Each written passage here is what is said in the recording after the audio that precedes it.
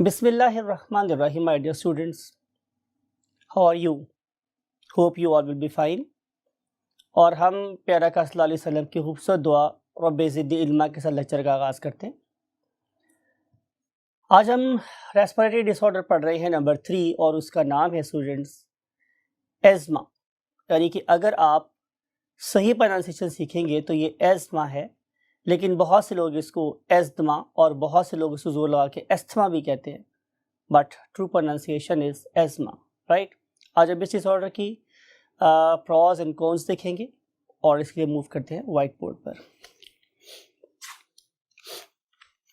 Yes my dear future doctors, हम start कर चुके हैं व्हाट एज़मा और व्हाट इज बेसिकली एज़मा। एक ऑर्गेनिज्म से मुराद है एक लड़का या लड़की या मर्द औरत व्हाटएवर, वो अपनी बिल्कुल नॉर्मल लाइफ पास कर रहा होता है, लेकिन सडनली मीन्स अचानक से उसे तंगी तनफ्फुस यानी कि डिफ़िकल्ट ब्रीदिंग का सामना करना पड़ जाता है, राइट। और उसको सांस लेने में इतनी ज़्यादा प्रॉब्लम आती है कि उसकी सांस में से इस तरह की आवाज़ें आना शुरू हो जाती। वो डिसऑर्डर जिसमें organism begin to wheeze and face what difficult breathing is called as asthma, right. तो पहली बात यह है कि अगर हम इसके जेंडर की बात करें तो ये मेल और फीमेल दोनों को हो सकता है, और अगर मैं इसकी एज की बात करूं तो it can occur at any as, किसी भी एज में हो सकता है। अगर मैं इसकी प्री डिस्पोजिशन की बात करूं तो ये जेनेटिक भी हो सकता है, राइट। और हम अगर इसके ऑनसेट की बात करें कि कब स्टार्ट हो सकता है तो it can start at any time, ये किसी भी वक्त किसी ऑर्गेनिज्म को स्टार्ट हो सकता है, पर्टिकुलरली अगर उस पर्टिकुलर ऑर्गेनिज्म को ये प्रॉब्लम चल रही है। उसके बाद हम ये देखेंगे माय डियर स्टूडेंट्स कि इसकी पैथोफिजियोलॉजी क्या है, राइट। यानी कि इस नॉर्मल फंक्शन के एबनॉर्मल होने की क्या कॉज है। You know very well, physiology means study of normal function and patho means study of abnormal function. तो इसके लिए हमें क्या करना पड़ेगा, इसके लिए हमें पहले अपने लंग्स की नॉर्मल एक्टिविटी को समझना पड़ेगा, और इस पर्पज़ के लिए ज़ाहिर है हम बहुत डिटेल से डिस्कस कर चुके हैं आप लोगों के साथ ह्यूमन रेस्पिरेटरी सिस्टम, और उसमें आप लोगों को याद है कि हम लोगों ने ट्रेकिया लिया था और हमने ट्रेकिया को डिवाइड कर दिया था किस में, ब्रोंकाई में, और जो ब्रोंकाई थे वो फिर रेमिफाई हो गए इनटू न्यूमरस ब्रोंकियोल्स, राइट। और जो ब्रोंकियोल्स थे वो इवेंचुअली जाके किस में टर्मिनेट हो गए, into some balloon like structures, और ये बैलून लाइक स्ट्रक्चर्स क्या कहलाते थे, एल्वियोलस, और प्लूरल आर एल्वियोलाई, राइट। आप लोगों को ये वाली बात भी याद होगी हमारे स्टूडेंट्स, मैंने बोला था कि जो ट्रेकिया है it is a constantly open pipe, ये तो हमेशा ओपन रहता है, ऑलवेज रिमेन ओपन, ठीक है। और अगर मैं ब्रोंकाई की बात करूं तो ये भी रिमेन ओपन, और हमने इसके हमेशा ओपन रहने की लॉजिक ये देखी थी कि इसके अंदर क्या थे, कार्टिलेज के रिंग थे। अगर मैं अर्लियर ब्रोंकियोल्स की बात करूं तो वो भी काफ़ी हद तक ओपन रहते हैं, क्योंकि मैंने आपको बताया था कि उसके अंदर ऑल दो कार्टिलेज के रिंग नहीं है, लेकिन कहीं कहीं कार्टिलेज की प्लेट्स ज़रूर हैं जो इसको ओपन रखती है। लेकिन जब हम लोग डीपर ब्रोंकियोल्स में जाते हैं तो फिर इसके अंदर से हर किस्म की कार्टिलेज ख़त्म हो जाती है, और मैंने आपसे डिस्कस भी किया था कि इन पर्टिकुलर ब्रोंकियोल्स की मैं अगर बात करूँ तो उनका डायमीटर ऑलमोस्ट सिर्फ 1 मिलीमीटर रह जाता है। अब इतने छोटे पाइप को ओपन रखने के लिए जिस चीज़ से कुदरत ने मुझे सहारा दिया वो दो चीज़ें थी, आपको याद होगा। उनमें से एक चीज़ थी स्टूडेंट्स मेरे पास, क्या, yes well done, smooth muscles, right.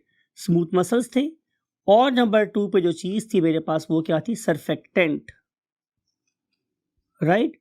ये दो फोर्सेस थी जो मेरे इन ब्रोंकियोल्स और बैलून्स को क्या रखती हैं, हमेशा ओपन रखती हैं। फिर आप लोगों को एक बात और भी याद होगी कि हम लोगों ने एल्वेओलाई के बारे में ये बात कही थी कि इनके पास एक ख़ास किस्म की प्रोटीन होती है जिसे हम लोग इलास्टिन बोलते हैं, ये यहाँ पे प्रेजेंट होती है, राइट।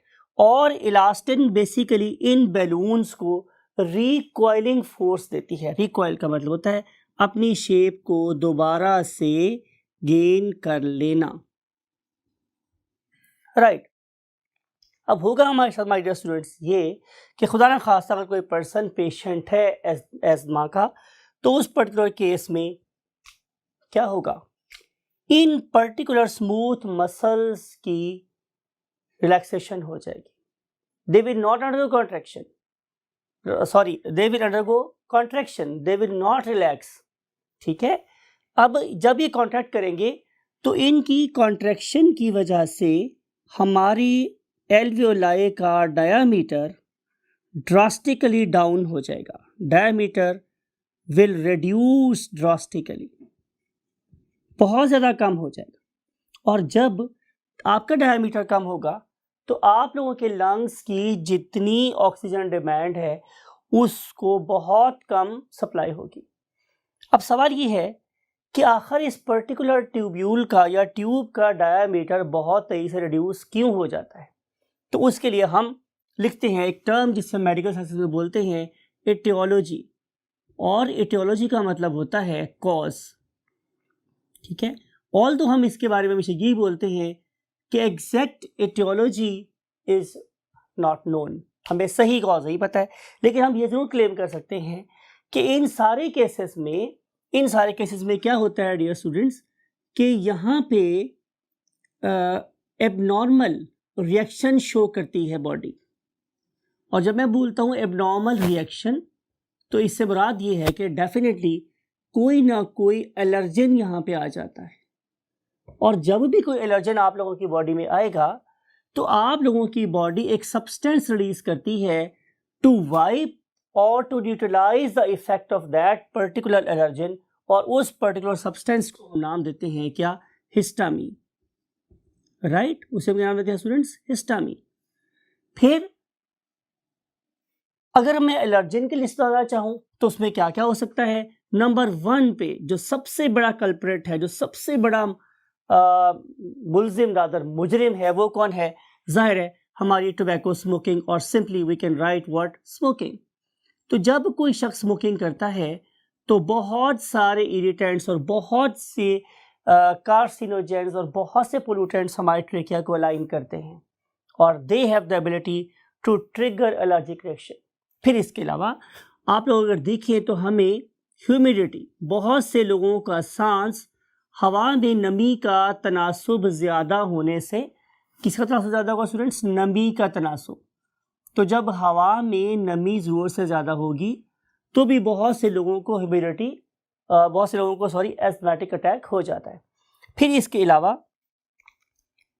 जैसे मैंने पहले बोला था जेनेटिक प्रीडिस्पोजिशन, यानी कि ऐसा भी हो सकता है कि ये उन पर्टिकुलर ऑर्गेनिज्म की कोई फैमिली हिस्ट्री हो, बिल्कुल ऐसा भी हो सकता है।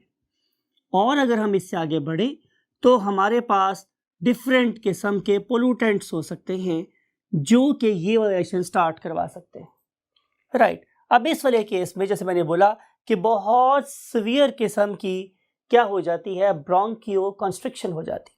अब सवाल ये है कि हम इसको ट्रीट कैसे कर सकते हैं। तो आज की हम पढ़ रहे हैं आखिरी बात, that is called as what, treatment.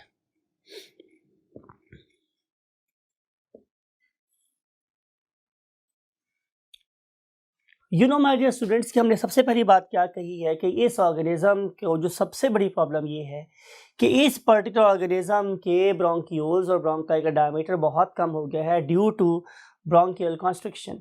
तो मुझे सबसे पहले कोई ऐसी मेडिसिन देनी है जो कि क्या करेगी, डेफिनेटली ब्रोंकियो डायलेशन करवाएगी, ब्रोंकियो dilation.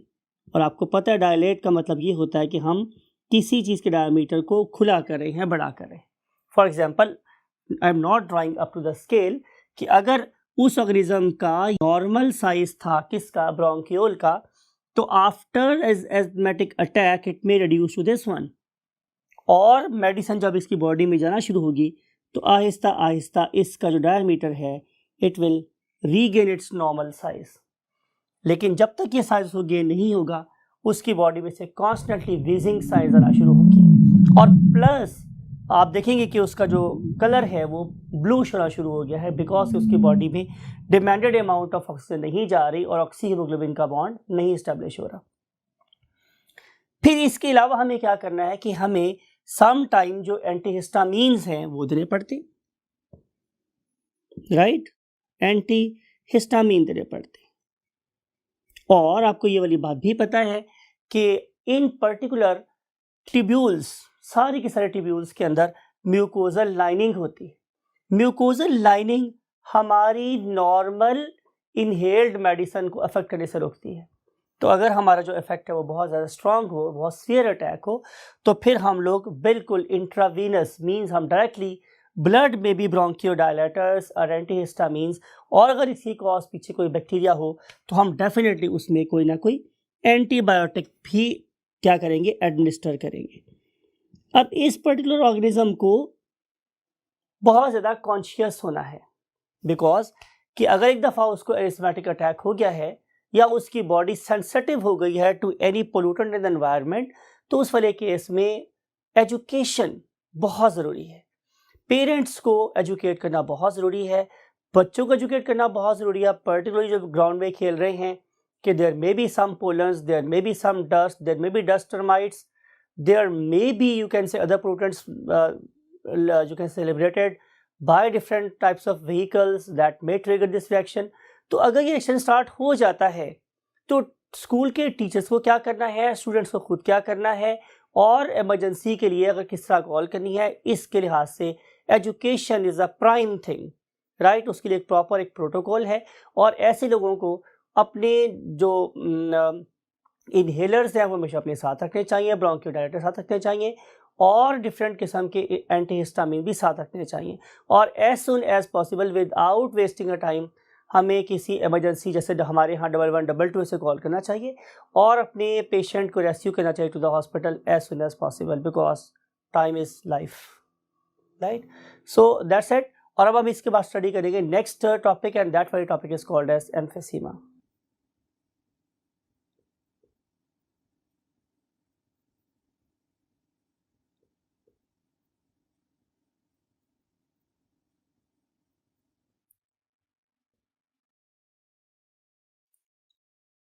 Yes my dear doctors, अब हम स्टडी करने वाले हैं next disorder that is called as what, emphysema. और एम्फीसीमा को अंडरस्टैंड करने के लिए वही बात है कि आप लोगों को अंडरस्टैंड करनी है सबसे पहले क्या, फिजियोलॉजी ऑफ लंग्स। और आपको मैंने भी डिस्कस किया है कि फिजियोलॉजी का मतलब ये है कि हमारे लंग्स नॉर्मली कैसे काम कर रहे हैं। You know study of the normal function is called as physiology, ठीक है। तो मैंने अभी आपसे डिस्कस किया था अभी पिछले वाले टॉपिक में कि हमारे जो ब्रोंक्यूल्स हैं they have got certain special type of what ending, समझ लें उसको। मैं आप लोगों के लिए कुछ यूं ड्राइंग कर रहा हूँ, राइट। वैसे तो इसको अंडरस्टैंड करवाने के लिए जो बेस्ट चीज़ आपको होनी चाहिए वो ये है कि आप अपने माइंड में बंच ऑफ ग्रेप्स, एक अंगूर के गुच्छे की आप तस्वीर अपने माइंड में बनाएं, या आप ये समझ लें कि अल्लाह रब्बुल इज़्ज़त ने हमारे लंग्स का जो सरफेस एरिया है वो कैसे इंक्रीज़ किया हुआ है। ये सारी बातें आपसे पहले हो गई हैं, लेकिन चूँकि ये टॉपिक ऐसा है इसलिए दोबारा से इनको कोरिलेट करना है सारी बातों को। कि आपको याद है हमने ये बात कही थी कि अगर ये मेरे पास एक बहुत बड़ा सर्कल हो तो इसके अगर मैं एक्सचेंज ऑफ गैसेस करवाना चाह रहा हूँ फॉर एग्जांपल, तो वो सिर्फ और सिर्फ इस एरिया में पॉसिबल है। लेकिन अगर मैं इस बड़े सर्कल की पार्टीशंस कर दूं समथिंग लाइक इट, कुछ ऐसे कुछ ऐसे ऐसे, तो आपको पता है कि हम इस पर्टिकुलर बड़े बॉल के अंदर बहुत से छोटे छोटे बॉल्स को क्या कर सकते हैं, फिल कर सकते हैं, राइट। अब पहले जो एरिया था एक्सचेंज ऑफ गैस का वो सिर्फ इस पर्टिकुलर पेरिफेरी के साथ था, लेकिन अब हर छोटे बॉल की सरफेस के ऊपर एक्सचेंज ऑफ गैस हो सकता है। इसको हमने पहले कैसे पढ़ा था, पार्टीशन के सेंस में पढ़ा था कि अगर मैं अपने लंग्स की पार्टीशन बढ़ा दूं तो आप लोगों के लंग्स किसी फ्रॉग के लंग्स की तरह से बैलूनिश नहीं होंगे बल्कि स्पंजी हो जाएंगे। हमने ये बात बहुत दफ़ा डिस्कस किया है कि हमारे लंग्स बैलूनिश नहीं हैं, हमारे लंग्स स्पंजी हैं, right. They consist of literally billions of balloons, right. और उन छोटे छोटे बैलून्स को हम नाम के देते थे एल्वियोलाई, राइट। अब मैंने आपसे ये बात कही है कि जितने ज़्यादा हमारे पास एल्वियोलाई होंगे उतना ही ज़्यादा rate of exchange of gases होगा। सो एक्सचेंज ऑफ गैसेस का रेट यानी कि आपके सांस लेने में आसानी किस पे डिपेंड कर रही है कि आपके लंग्स में कितने बैलून थे पैदाइश के वक्त और आपने कितने उनमें से फाड़ लिए या फट गए, राइट। जो हम बूढ़े होते हैं ज़ाहिर हमारे लंग्स में डिफरेंट किस्म की इन्फेक्शंस होती हैं और हमारी वो जो इन्फेक्शंस हैं वो इस पर्टिकुलर टाइम पे या इस पर्टिकुलर प्लेस पे फॉर एग्जांपल अगर ऑब्स्ट्रक्शन कॉज कर रही हैं तो क्या होगा स्टूडेंट्स कि ये वाले बैलून्स जो बहुत डेलिकेट हैं और एंड पे लगे हुए हैं they can undergo popping. Popping का मतलब है फट जाना, राइट। अब आप ये इमेजिन करें कि अगर इन पर्टिकुलर बैलून्स में से ये बैलून फट गया, राइट, और फिर फॉर एग्जांपल उसके बाद ये वाला बैलून फट गया, फिर उसके बाद फॉर एग्जांपल ये वाला बैलून फट गया, तो क्या ख्याल है माय डियर स्टूडेंट्स, हमारे इस पर्टिकुलर एरिया में एक्सचेंज बढ़ा या कम हुआ? तो डेफिनेटली चूंकि ये पार्टीशंस कम हो गई हैं तो वो वाला सरफेस एरिया जो पहले अवेलेबल था फॉर एक्सचेंज ऑफ गैसेस अब वो अवेलेबल नहीं रहा, राइट। इट मीन्स कि एम्फीसीमा वाले केस में हमारे पास यही हो रहा है कि कॉन्स्टेंटली मेरे जो बैलून्स हैं वो फटते चले जा रहे हैं, they are literally in billions. लेकिन जब ये फटना शुरू होते हैं और ख़ास तौर पे बूढ़ी एज में तो हमारी जो गैस बॉडी में जा रही है और हमारी जो गैस बॉडी में से बाहर आ रही है मीन्स ऑक्सीजन एंड CO2 उसकी रेशो बहुत बुरी तरह डिस्टर्ब होती है और ये एक लीडिंग कॉज बन जाती है ज़ाहिर है एक शख्स की दुनिया से जाने की। अब सवाल ये है कि इस पूरे के पूरे प्रोसेस में सरफेस एरिया के अलावा किसी और चीज़ का रोल भी हो सकता है, तो इसको आपने ज़रूर गौर से सुनना है। लुक एट दिस, अगर आप लोग अब एक बैलून की एग्जांपल ले रहे हैं, आप लोग ले एक बैलून, ये है स्टूडेंट्स आप लोगों के पास एक बैलून, राइट। आपने यहाँ पे अपने होंठ लगाए और होंठ लगाने के बाद अब आप लोगों ने इस बैलून को इन्फ्लेट करना शुरू कर दिया। जाहिर है कि आप इसके अंदर फोर्सफुल क्या कर रहे हैं, इन्फ्लेशन कर रहे हैं। आप लोगों का मुंह, आप लोगों के लंग्स उस पर्टिकुलर बैलून को भरते चले जा रहे हैं, तो इस पर्टिकुलर बैलून का जो वॉल्यूम है वो भी आहिस्ता आहिस्ता क्या होगा, बड़ा होता चला जाएगा, राइट। क्या इस पर्टिकुलर बैलून में से हवा आप निकालेंगे? तो आंसर इज नो। आप जैसे इसको अगर यहाँ से छोड़ देते हैं ओपन तो बहुत तेजी से ये वाली हवा इसी रास्ते से आपकी तवक्को से भी ज़्यादा स्पीड से बाहर निकल जाएगी। क्यों भैया, आपने देखो जोर लगा के भरा था, फिर जाहिर है कोई ऐसी फोर्स होगी जो इस पर्टिकुलर एयर को बहुत तेजी से बाहर निकाल रही है। तो आप बताएंगे कि सर बिल्कुल ऐसा ही है, बिकॉज कि इस पर्टिकुलर बैलून की जो वॉल्स हैं they are made up of what, rubber, ठीक है ना, लेटेक्स की बनी हुई है, रबड़ की बनी हुई है और उनके अंदर क्या होती है, इलास्टिक फोर्स होती है, राइट। और इलास्टिक फोर्स कोई भी ऐसी फोर्स है जो किसी भी बिगाड़ को रिस्टोर करवाती है। मिसाल के तौर पे कि अगर आप लोगों के पास ये एक स्प्रिंग है, राइट, ये स्प्रिंग है आप लोगों के पास, अब आप लोग इसकी मोटाई और इसकी लेंथ को अपने माइंड में रखें। अब आप इस स्प्रिंग को ऐसे खींच दें तो आपको क्या पता चलेगा स्टूडेंट्स कि इस फोर्स लगने के बाद ये स्प्रिंग पतला और लंबा हो गया है, राइट। मैंने फोर्स लाई किस डायरेक्शन में, ऑपोजिट डायरेक्शन में, ये मेरी फोर्स थी। लेकिन जो ही मैं स्प्रिंग को छोड़ता हूं तो ये दोबारा से अपनी इसी फॉर्म में वापस आ जाता है। वो कौन सी चीज थी जिसने इसको इसी लेंथ में वापस करवाया? तो आंसर है इलास्टिक फोर्स, राइट।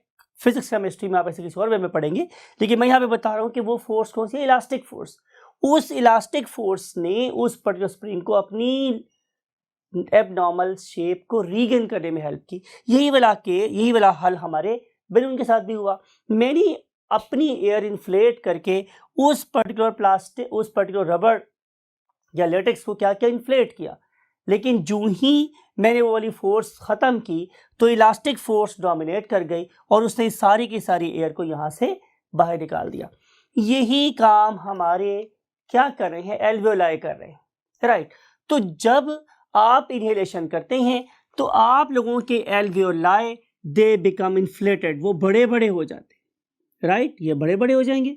और जो ही आप लोग एक्सपायर करने लगते हैं तो बेसिकली आप हवा को बाहर नहीं खींच रहे होते हैं, आप हवा को अंदर तो फोर्सफुली लेके जा रहे हैं, लेकिन हवा को आप बाहर नहीं भेज रहे होते, बल्कि इन पर्टिकुलर एल्वियोलाई के अंदर स्पेशल किस्म की प्रोटीन जिसे हम क्या बोलते हैं, इलास्टिन, वो एक्टिवेट हो जाती है, वो इस पर्टिकुलर बैलून को कंप्रेस करती है। तो फ़बई अला रब्बिकुमा तुकज़्ज़िबान वाली बात है कि यहाँ से जो हवा है ये ऑपोजिट डायरेक्शन में मीन्स बाहर की तरफ मूव करना शुरू कर देती है। सवाल ये है कि एम्फीसीमा की क्या कॉजेज़ हैं। तो आंसर मैंने आपको बताया है कि 2 कॉजेज़ है। पहली कॉज मेरे पास ये थी कि यहाँ पे इन पर्टिकुलर एल्वियोलाई की पॉपिंग से मीन्स इनके बार बार फटने से क्या हो रहा था कि surface area for the exchange of gases वो रिड्यूस हो रहा था। प्लस प्रॉब्लम क्या आई मेरे पास कि डिफरेंट किस्म के एलर्जेंस या पोल्यूटेंट की वजह से, पर्टिकुलरली मैं बार बार आपको बता रहा हूँ कि वो क्या वर्ड है, smoking, right. Smoking literally kills. वो लोग जो बोलते हैं कि स्मोकिंग कोई इफेक्ट नहीं होता, they live in fools paradise, right. ये कोई आर्गूमेंट नहीं है कि मैं ये बात करूं कि जनाब वो बंदे सिगरेट पिए वो 100 साल जिया, लेकिन आप ये बात करते हुए आप उन लोगों को भूल जाते हैं जिनको अल्लाह ताला ने 17 वर्ष की ज़िंदगी जी थी और वो 40 वर्ष की उम्र में ही मर गए, right. Wherever we want to being scientist we want to utter a statement, तो हम हमेशा स्टैटिस्टिक्स की बात कर रहे होते हैं, हम प्रॉपर डाटा कलेक्ट करते हैं, प्रॉपर रिसर्च करते हैं और रिसर्च करने के बाद डाटा प्रेजेंट करते हैं। हम लोग ये बात कर रहे हैं कि एम्फीसीमा, लंग कैंसर और ब्रोंकाइटिस, ये जो डिसऑर्डर्स है इनका ताल्लुक हमारे रेस्पिरेशन के साथ है, वो स्मोकर्स में 90% ज़्यादा है as compare to non smoker से। तो ये बड़े क्लियर स्टैट है, ये कोई 10 और 12% का खेल नहीं है, ये कोई 10 और 20% का खेल नहीं है, ये 10 और 90% का खेल है।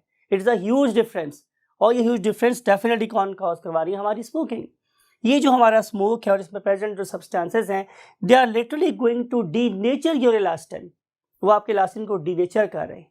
तो जब इलास्टिन यहाँ पे ख़राब होगा तो डेफिनेटली आपके लंग्स की रिकॉइलिंग फोर्स कम हो जाएगी, और जब रिकॉइलिंग फोर्स कम होगी तो definitely you will not be able to inhale exhale, sorry. अब मैं आपके लिए एक छोटा सा एक एक्सरसाइज बता रहा हूँ आपको। फर्ज करें, आप यूं करें कि आप लोगों ने एक क्या ली, इनहेलेशन की आप लोगों ने, means you have taken a breath in. आप ऐसा करके देखें, आपने एक ब्रेथ इन, आपने अंदर सांस ले लिया, विदाउट एक्सपायरिंग टू मच आप एक सेकेंड इनहेलेशन ले, राइट। आपको क्या फील हो रहा है? मुझे पूरा यकीन है कि आपको यह फील हो रहा है कि आपकी थोरेसिक कैविटी है, इट इज फुल। अभी आपने, फॉर एग्जाम्पल मैं मिसाल दे रहा हूं, आपकी एयर कैपेसिटी लंग की थी 100, फॉर एग्जाम्पल आप लोगों ने 40 बाहर एक्सेल करना था, तो दोबारा 40 आपकी बॉडी में जाना था। आपने किया क्या कि आपने उस 100 में से सिर्फ और सिर्फ से 20 बाहर निकाला, तो अब आपके लंग में कितनी एयर बाकी रह गई, 80, राइट। क्या जो अब 20 एयर और अंदर आएगी उतनी फ्रेश होगी जितनी पहले थी? तो आंसर इज नो। हर एक कमिंग सांस के साथ आप लोगों की एयर में CO2 की कॉन्सेंट्रेशन बढ़ती चली जा रही है, फ्रेश एयर की क्वांटिटी कम होती चली जा रही है, प्लस आप लोगों के लंग्स की ability to exhale the air वो रिड्यूस चली जा रही है। तो इस केस में आप लोग कुछ चेंजेस देखेंगे किसके अंदर, लंग्स के अंदर। फॉर एग्जांपल आप लोगों ने एम्फीसीमा के पेशेंट का क्या करवाया, एक्सरे। तो आपको क्या पता चला कि आप लोगों को इस पर्टिकुलर पेशेंट के लंग्स हाइपर इन्फ्लेटेड नजर आएंगे। इसके लिए हम एक टर्म यूज करते हैं कि इन पेशेंट्स को, जो स्मोकर्स होते हैं या जिनको ये प्रॉब्लम चल रही होती है एम्फीसीमा की, उनको हम लोगों को बैरल चेस्ट नजर आती है। बैरल चेस्ट से मुराद मेरे पास ये है कि इनकी चेस्ट हाइपर इन्फ्लेटेड है। हाइपर का मतलब है जोर से ज्यादा फूली हुई है। क्यों? कि ऑक्सीजन की डिमांड पूरी करने के लिए मेरे लंग्स बहुत जोर लगा के एयर अंदर तो ले जाते हैं, लेकिन चूंकि उनके पास रिकॉइलिंग फोर्स नहीं है तो वो स्टेल एयर को, CO2 रिच एयर को बॉडी में से बाहर निकालने से कासिर रहते हैं। प्लस टू इनकलकेट और to entertain more fresh air, वो उनकी जो डायाफ्राम है वो भी क्या होता है, स्ट्रेट हो जाते हैं। यानी कि अगर आप नॉर्मल पेशेंट का डायाफ्राम देखेंगे तो at the time of exhalation वो इस तरह का होता है, लेकिन चूंकि उसके लंग्स का हमेशा residual volume means extra volume air का उसके लंग्स में रह जाता है, तो उस सेंस में उनके जो डायाफ्राम है वो क्या हो जाते हैं, कंपैरेटिवली फ्लैट हो जाते हैं। तो ये सारी चीज़ें हम यहाँ पे देख सकते हैं। प्लस अगर मैं इस पर्टिकुलर ऑर्गेनिज्म का क्या करूँ, कैट स्कैन करवाऊँ, तो मुझे पता चलेगा कि इस पर्टिकुलर ऑर्गेनिज्म की एल्वेओलाई है वो काफ़ी बस्ट हो गई है, तो रेट ऑफ एक्सचेंज क्या हो गया, मिनिमम हो गया। प्लस अगर मैं ये देखूँ तो इस पर्टिकुलर ऑर्गेनिज्म के जो खड़े होने का अंदाज़ा, इवन जब वो बेड पे लेटा हुआ है तो उसके शोल्डर्स हमारी तरह सीधे नहीं हैं, उसके शोल्डर ऐसे हो जाते हैं। ऐसा क्यों हो रहा है? बिकॉज कि he is trying to allow maximum air to join इस थोरेसिक कैविटी। वो इस तरह से करके बेसिकली अपनी थोरेसिक कैविटी को, अपनी चेस्ट कैविटी को क्या करना चाह रहा होता है, फुलाना चाह रहा होता है। और इस सारे जो कॉजेज हैं उनके पीछे एक ही प्रॉब्लम है। नंबर 1 कि उनके एल्वेओलाई बहुत ज़्यादा बस्ट हो गए हैं, और नंबर 2 उनका इलास्टिन ख़राब हो गया है। Right, smoking is a basic cause. आप दुनिया की कोई बुक, कोई रिसर्च उठा के देख लें, आपके इलास्टिन को ख़राब करने में और आपके एल्वेओलाई को बस्ट करने में हमारी स्मोकिंग का एक की रोल है। अब ज़रा आप ये भी बात देखिए कि हमारी जो स्मोकिंग है वो एक काम और बहुत ख़तरनाक कर रही होती है। वो क्या कि वो हमारी म्यूकस प्रोडक्शन को बढ़ाती है। जब हमारी म्यूकस प्रोडक्शन बढ़ेगी तो जाहिर है मेरे ब्रोंकियोल्स के अंदर क्या होगी, ऑब्स्ट्रक्शन हो जाएगी। ये ऑब्स्ट्रक्शन स्टार्ट में तो कम फील होगी, लेकिन आहिस्ता आहिस्ता आहिस्ता ये ऑब्स्ट्रक्शन बढ़ती चली जाएगी और इन स्मोकर्स में कफ स्टार्ट हो जाती है, जिसे हम बोलते हैं क्या, स्मोकर्स कफ। और ये वाली स्मोकर कफ जब क्रॉनिक हो जाती है, मीन्स पुरानी हो जाती है, तो फिर इससे एक डिजीज प्रोड्यूस बोलते हैं COPD। COPD stands for chronic obstructive pulmonary disease और डिसऑर्डर। राइट, ये क्रॉनिक ऑब्स्ट्रक्टिव पल्मोनरी डिसऑर्डर क्या कर रहा है कि जो बाहर से आने वाली फोर्सफुल एयर है उसकी थोड़ी बहुत फ्लेम, बलगम या जिसे हम म्यूकस बोल रहे हैं वो पीछे हो गई, तो एयर क्या हो गई, अंदर आ गई अंदर। अब ये वाली ऑब्स्ट्रक्शन उस पर्टिकुलर एयर को बाहर नहीं जाने दे रही। Elastin is what doing it's best. Early stage की बात करूँ, वो पूरी कोशिश कर रहा है कि मैं इसे को यहाँ से बाहर निकाल दूँ, लेकिन वो निकालने में कामयाब नहीं हो रहा और वो इलास्टिन भी ख़राब हो रहा है। मींस जो स्मोकर्स कफ है वो इलास्टिन के ख़राब होने की एक और बड़ी वजह है। राइट, तो इस तरीके से अल्लाह ताला ने या हमारे दीन ने अगर हमें ये बात बताया कि भाई आपको किसी भी किस्म का नशा जो है हराम है, तो इसमें बिल्कुल दानाई और हिकमत से भरी हुई बात है। चाहे वो नशा आप लोगों को चाय का हो, चाहे वो नशा आप लोगों को सिगरेट का हो, पान का हो, किसी किस्म का भी नशा हो। मैं अभी हायर लेवल के नशों की तो बात ही नहीं कर रहा। राइट, और फिर हम बीइंग पाकिस्तानी जो हमें समझने की ज़रूरत है वो ये है कि भाई सफाई निस्फ़ ईमान भी है। हम सबसे अच्छी उम्मत होने के बावजूद हम अल्हम्दुलिल्लाह बहुत गंदे लोग हैं। हमारे लिए सफाई और उसकी इंपॉर्टेंस हम जहाँ चाहे स्पिट कर देते हैं, हम जहाँ चाहे थूक देते हैं। हम अपने इर्द गिर्द की सफाई का बिल्कुल ख्याल नहीं रखते हैं। हम समझते हैं कि जो सिर्फ हमारा घर है सिर्फ वही हमारे रहने की जगह है। खाके वतन का मुझको हर जर्रा देवता है। वो देवता इस तरह ही बना है बिकॉज हर एब्नॉर्मेलिटी जो आप सराउंडिंग में फेंक रहे हो वो रिटर्न हो कि आपके लंग्स में ही आनी है। Right, so try to be a neat and clean मुस्लिम।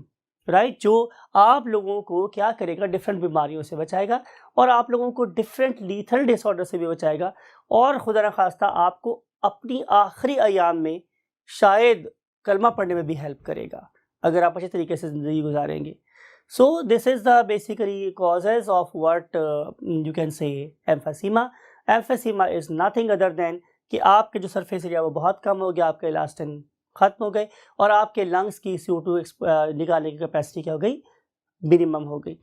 तो अब आप इसे कैसे मिनिमाइज कर सकते हैं, by inhaling clean air and avoiding some very bad habits like smoking और any other sort of narcotics. So that's it for today और नेक्स्ट लेक्चर में आप लोगों से मिलेंगे इंशाल्लाह tomorrow. Till next lecture, take very good care of yourself and your great parents. अपने parents का ख्याल रखते हुए भी कम से कम स्मोकिंग कीजिए, उन्हें आपकी बहुत ज़रूरत है। अल्लाह हाफ़िज़।